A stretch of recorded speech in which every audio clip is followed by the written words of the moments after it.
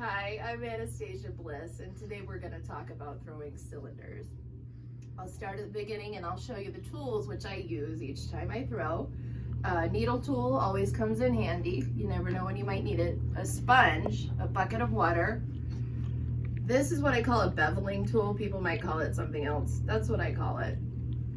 And then some people like to throw with a wooden rib. Every now and then I will use one. I don't normally, unless I'm making something with sharp angles or I'm trying to shore up and make something straight.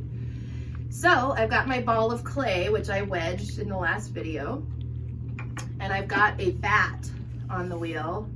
And what I like to do is start with a dry bat.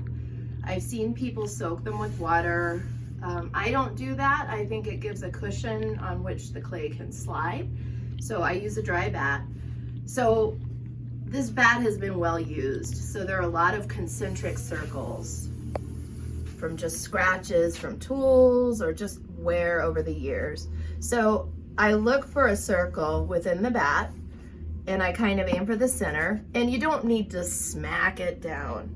You can give it a little whack like that. You don't need to get really dramatic with it, and then pat. And you don't want to incorporate air bubbles again, so I don't like any overlap. Just pat it down really well. It should be boob shaped and not mushroom shaped.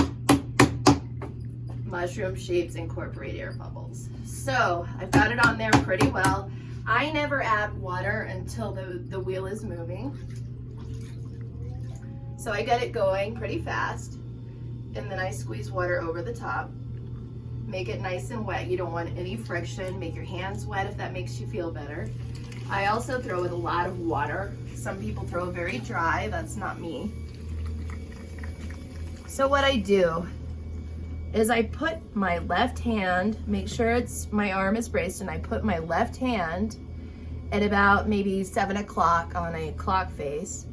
Then I get it going, and I'm pushing in and up away from me.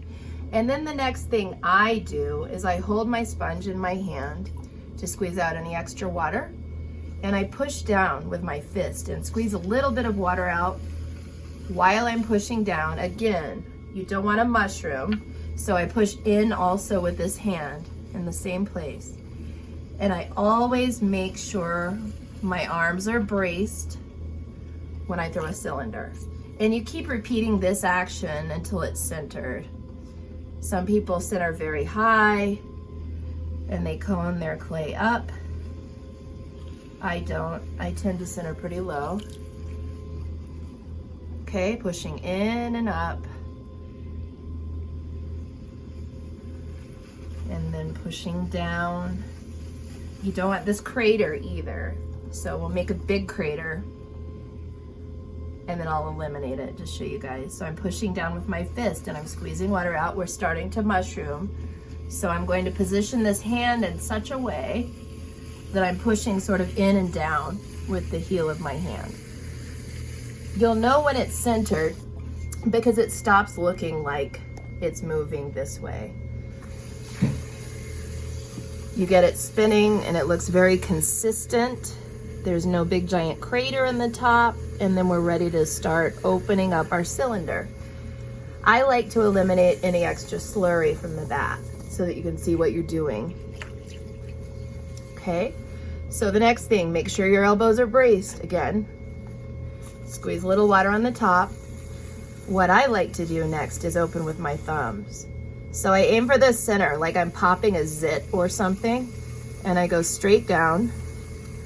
And I sort of imagine I'm like a drill press. My elbows are really braced, because if you don't open this in the dead center, your whole piece is gonna be then thrown off center. And it's really hard to get back on track. And I stop short of what I think I need for the bottom. So I leave it a little bit thick. The next thing I do is take some of the slip from my hand, rub it on my needle tool, put my finger towards the tip of the needle tool, push it down into the bottom, give it a little twist, and it should push the clay up to the depth of the bottom there. So we're looking at a little over 1/4 of an inch. I don't trim a raised foot in most of my pieces, so that's about right. I'm gonna go a little bit deeper. If you're going to do a raised foot, you might want closer to 1/2 inch. We'll talk about feet when we do trimming. So I want to eliminate the hole in the bottom, maybe push down just a little bit deeper. You want to compress any gooey clay at the bottom with a sponge. Okay, now we're ready to open it up. You need to do what is comfortable for you. You can use 2 index fingers. You could get your hands in there. You could use the sponge. I'm going to show you with my index fingers because that's how I teach beginning students. So I've got both fingers touching the bottom. Make sure you've got some water in there, but enough to still be able to see the bottom so it doesn't obscure your view.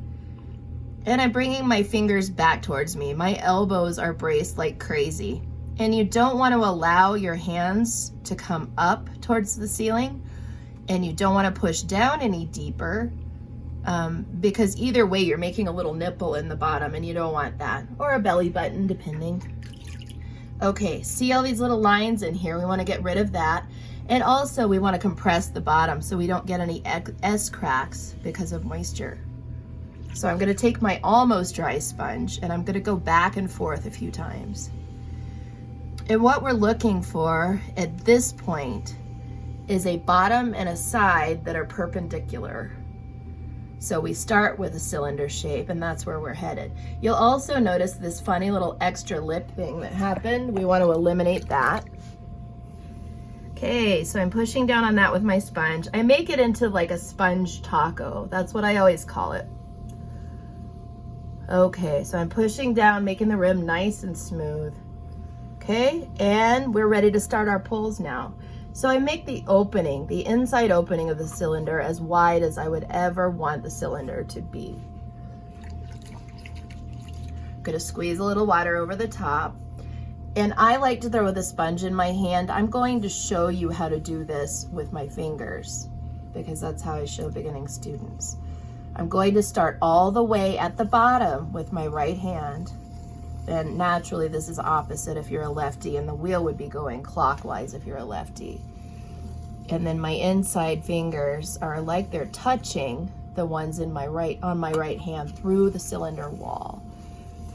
So you want it not quite as fast as it would go for centering. You want it going a little bit more slowly. And this is at about 4 or 5 o'clock on a clock face where I'm holding my hands. They are braced like crazy. And I'm squeezing gently, bringing my hands very slowly towards the ceiling, as though they're touching each other through the wall of this cylinder still. Okay, I'm bringing it up very slowly and deliberately, and then I'm very gently easing my fingers away. Make sure you breathe. That's a pretty common thing that people don't do in the beginning. I'm checking in with the rim again. I'm eliminating any extra water from the inside. We're gonna do another pull. You can see that made it a little bit taller, but we've still got a cylinder shape going. Okay, I've got some extra clay right down here on the outside. So I'm gonna bring that up too. It is as though, again, my fingers are touching each other through the wall of the cylinder. Squeezing gently. You're not gouging, you're squeezing. When you get almost to the top, ease your fingers away. Again, the rim gets a little bit funny and raggedy, so I make my sponge into the taco shape and I make it nice and smooth. Okay, next pull. Add a little more water. You never want your fingers to start sticking. Again, the outside down here is a little bit thicker. We're looking for even walls. Okay, I'm bringing my fingers up, gently squeezing, almost to the top. Ease my fingers away. Okay, grab my sponge, make the taco. I'm gonna do 1 or 2 more pulls. Squeezing. You gotta stay braced, you guys, or this is gonna get off center. And as it gets taller with my left hand, that's going to become challenging. And I'll show you that with the next pull. Again, you guys, squeezing gently, very deliberately. Okay, almost to the top. Ease your fingers away. Check in with the rim. I think this has one more pull in it. I'm going to eliminate any extra clay that's on the outside down there so I can see what I'm doing. Okay, make sure I have enough water so that my hands don't stick. Okay, I'm gonna do one more pull. Since it's taller, it's harder for me to brace my left arm. So I then tuck my elbow in so it's at least braced a little bit on my ribs. My right arm is gonna stay down here, braced on my leg, starting all the way at the bottom. Now it's thinner, so I don't wanna squeeze quite as hard with this pull. I'm still trying to make it straight up and down, so I'm tracing this shape with my hands. Okay, when I get almost to the top, I'm going to ease my fingers away, and I'm gonna check in with the rim one more time. Okay, so we've got our cylinder, and any shaping could come next. But since we're talking about a cylinder, we're gonna make this straight. And I can use my beveling tool to make it even straighter. I like to make sure it's wet. I like to put a little bit of water on the outside of the pot. At this point, you don't want to waterlog anything because then you're risking it collapsing. Okay, so what I do when I try to make this straight up and down, I brace my elbow and I begin to press the tip against the bat, and I'm bringing it slowly and deliberately towards my cylinder, and I'm bracing my left elbow, and I'm going to push out against my beveling tool with my inside hands so we can make this nice and straight. And if I were making this just straight up and down, I want to make sure that the bottom and the top are about an even width as far as the opening goes.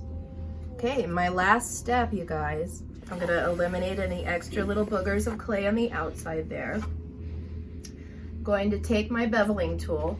People ask me all the time, do you hold it like this or do you hold it like that? I don't think it matters. I tend to hold it like this. What I do is brace, because you don't want to make any mistakes and gouge. Now you've got a nice cylinder. I bevel. So I'm pushing in enough to make just a little bit of a line. Okay, I'm gonna try to get that clay away. You can see right here, I've got some extra little clay goobers. So when we trim, we'll eliminate those. You don't need to get in here with your hands and get rid of those now because you'll just make a mess. So this is our finished cylinder. I can also talk about how to take it off the wheel. You can put a little puddle of water in front of it. Hold your wire tool sort of like it's dental floss. Make sure your thumbs are pressed down against the bat. Bring it towards you. And this little cushion of water is going to help it slide off. Okay. And then dry your hands. If I had a wear board, I would put it on that. I use as much surface area as I can. Set it aside. And then if you're just practicing, you can check for evenness. So we'll slice that right in half. Take it apart. And there are some differences. It's fairly even. It gets a little bit thinner there and a little bit thicker again. And the bottom is about as thick as I'd want it since I wasn't trimming a foot in there anyway. So you guys, that's how I throw a cylinder. And I hope you enjoyed this video. Thank you very much.